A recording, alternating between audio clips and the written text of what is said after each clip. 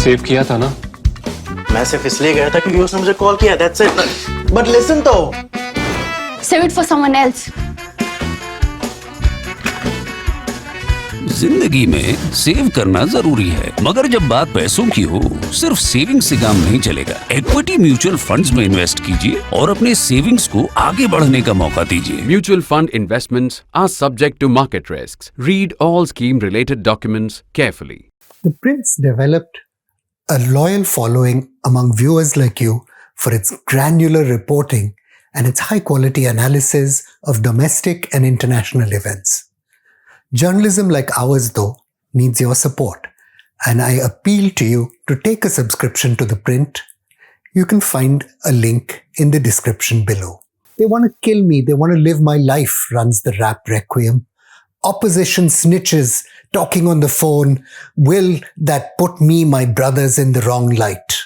The music and the iconography are straight off the streets of Chicago or London.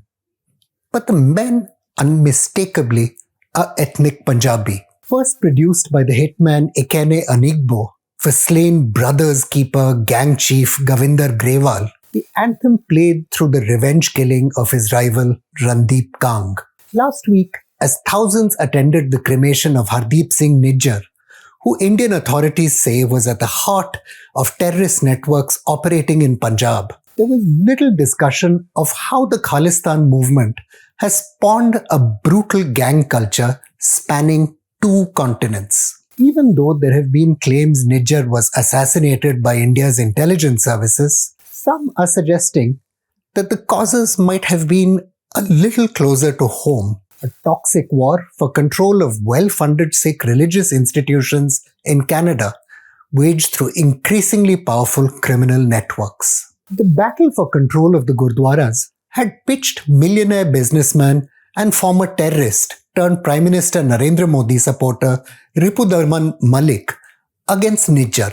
Last year, just months before Malik's mafia-style execution by hitmen, Nijjar had publicly called his rival a traitor and demanded he be taught a lesson. Former partners and business associates also believed themselves aggrieved by Malik's conduct of his operations. The Khalsa Credit Union, the Satnam Education Trust, and Papillon Imports. Even though we may never know the real motives for the killing, their similarities are startling. Nijjar was shot at point-blank range as he waited in a parking lot, exactly mirroring the circumstances of Malik's murder. Perhaps someone was making a point.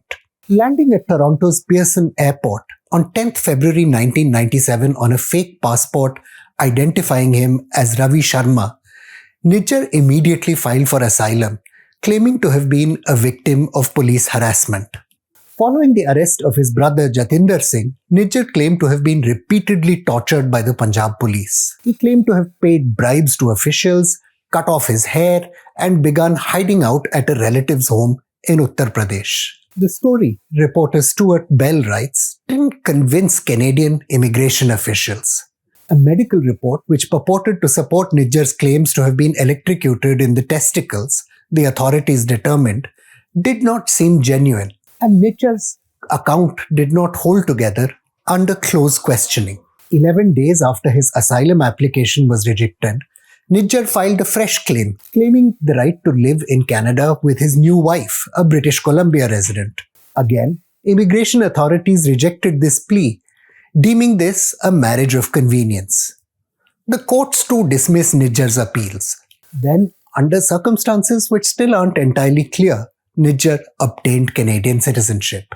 For his first years in the country, Nijjar kept his head down and ran a small plumbing business. From 2013, though, he became increasingly visible in pro-Khalistan circles, traveling to Geneva that year to ask the United Nations Human Rights Council to acknowledge the 1984 riots as a genocide. The next year, he signed a letter announcing plans to hold a global referendum on Khalistan. According to Indian police and intelligence services, Nijjar also became involved in terrorism. His name, officials say, first surfaced in connection with the investigation into the bombing of the Shringar movie theatre in Ludhiana.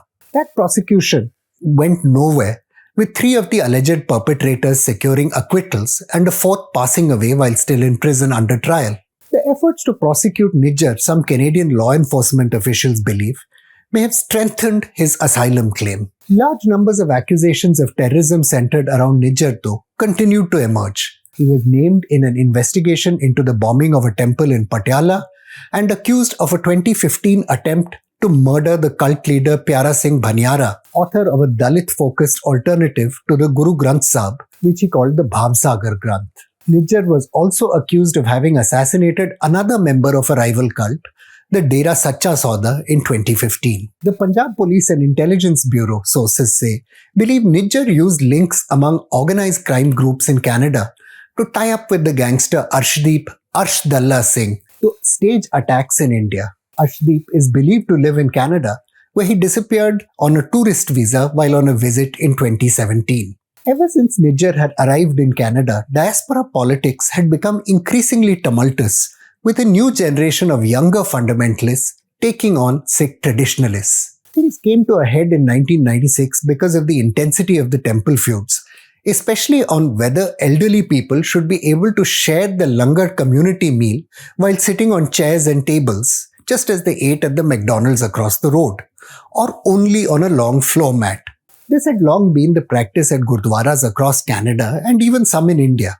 The table debate exploded into a savage brawl, with a ceremonial sword being used to slice through a victim's hand and another man being stabbed in the side. A teenage girl was hit on the head with a kitchen implement. Edicts issued by Ranjit Singh, the right-wing Jathedar of the Akal Takht, that's the institution which believers see as their final source of temporal and spiritual authority, had banned the use of chairs.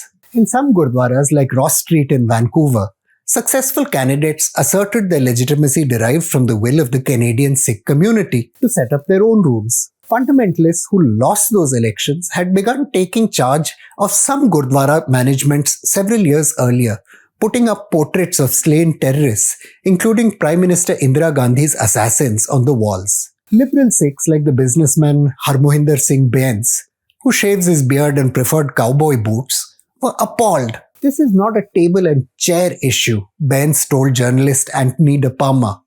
The whole thing is about power, ego and money. There were similar debates playing out across the Canadian and United Kingdom diaspora. At one gurdwara, members argued over a resolution that would have allowed Sikhs who ran small shops selling cigarettes and liquor to join the congregation.